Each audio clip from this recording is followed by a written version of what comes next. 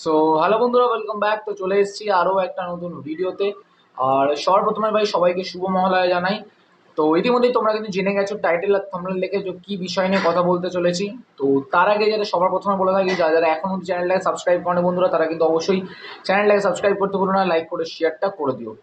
তো বেসিক্যালি ভাই মোহনবাগান ম্যানেজমেন্ট ভাই যে ডেটা মানে বলছিল সবাইকে, সেটাই কিন্তু অবশেষে কিন্তু ঘটলো। আর আজকের কিন্তু 2 তারিখ, তোমরা ভালো করে জানো। আর আজকের কিন্তু মোহনবাগান তারা কিন্তু ACL 2 এর ম্যাচ ছিল এগেনস্ট ইরানের টিম ট্র্যাক্টর SCর সঙ্গে। তো বর্তমানে যেই মানে যেটি সিচুয়েশন ইরানের, তো সেখান থেকে তোমরা বুঝতে পারছো মানে গতকাল কিন্তু ইরান আর ইসরায়েলে কিন্তু যুদ্ধ শুরু হয়ে গেছে।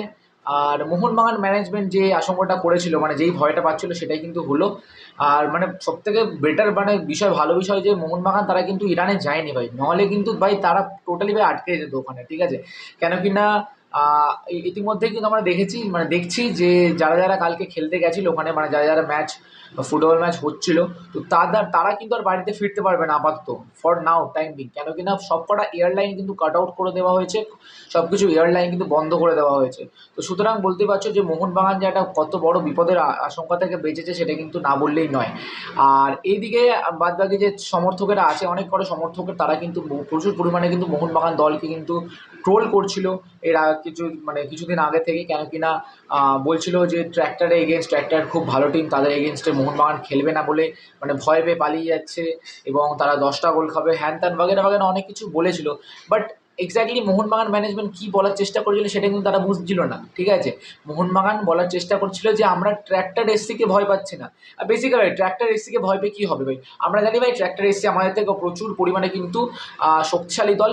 তাহলে কিন্তু আমরা বলতেই পারো যে ট্র্যাক্টর এসসিকে আমরা ভয় পাচ্ছিলাম, আমরা জানি ভাই আমরা খেলবো, খেলে হয়তো হারলে হারবো বা কিছু একটা রেজাল্ট হবে।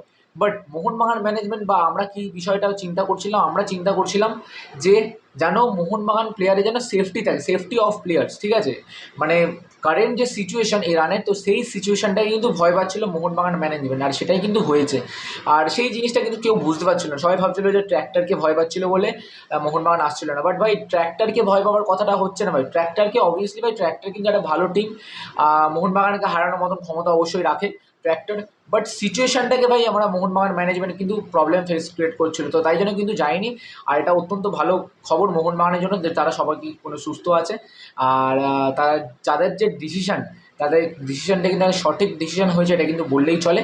আর সত্যি কথা বলতে ভাই, তুমি একটা কথা বলো ভাই, আমি ফুটবল, আমি যদি বেঁচে থাকি তাহলে কিন্তু অনেক ফুটবল আমি খেলতে পারবো, বাট আমি ইরানে গিয়ে কেন রিস্ক নেবো, যেখানে কিন্তু আমি অলরেডি আমি শুনেছি বা জেনেছি যে তাদের পরিস্থিতি অনেকটাই খারাপ। তো সেখান থেকে ভাই কোনো ফুটবলারই চাইবে না যে আমি ওখানে যাই, গিয়ে ওখানে আটকা পড়ে যাই বা পরবর্তীকালে প্রবলেম হবে। তো যাই হোক ভাই, সব কিছু মিলিয়ে কিন্তু একটাই কথা বলবো যে AFC কিন্তু আমি জানি না পরবর্তীকালে কোনো তোমার ইয়ে দেবে কি দেবে না, মানে তোমার কী বলো রে না আমাদের তো শাস্তি দেবে কি দেবে না, বাট দেওয়াটা উচিত হবেই না একদম। কেন কি না ভাই পরিস্থিতি অনুযায়ী কিন্তু এরকমটাই অবস্থা। তো যাই হোক ভাই, তোমাদের মতো কী বলে সেটা কিন্তু অবশ্যই কমেন্ট করে জানাও। আর মোহনবাগান ভার্সেস এই ম্যাচটা কিন্তু ক্যান্সেল হয়ে গেল, পরবর্তীকালে রিশিডিউল হবে কি কী হবে সেটা কিন্তু অবশ্যই কমেন্ট মানে আমাদের আপডেট তোমাদের আমি জানিয়ে দেবো। বাট আপাতত ফর নাও কিন্তু ম্যাচটা ক্যান্সেল, এবং ইরানের যা পরিস্থিতি ভাই, মানে মিসাইল আবার মিসাইল ছাড়ছে ইসরায়েলকে। তো দেখা যাক কী হয় না হয়, তো দেখা যাক কবে পরিস্থিতি ঠিক হয় না হয়, সো সেই সব নিয়ে পরবর্তীকালে আপডেট দেবো। বাট মোহনবাগান ম্যানেজমেন্টকে তো স্যালিউট দিতে হবে ভাই, যে ডিসিশনটা নিয়েছে। আর অনেক সমর্থকরা যারা বুঝতে পারছিল না যে কেন যাচ্ছিল না, তো তোমরা জেনে নাও যে কেন গেল না। তো যাই হোক ভাই, এখানেই আজকে ভিডিওটাকে এন্ড করবো। তো আশা করছি তোমাদের ভিডিওটা একটু হলেও হেল্পফুল হয়েছে। তো চলো বন্ধুরা, টাটা, দেখা হচ্ছে অন্য ভিডিওতে।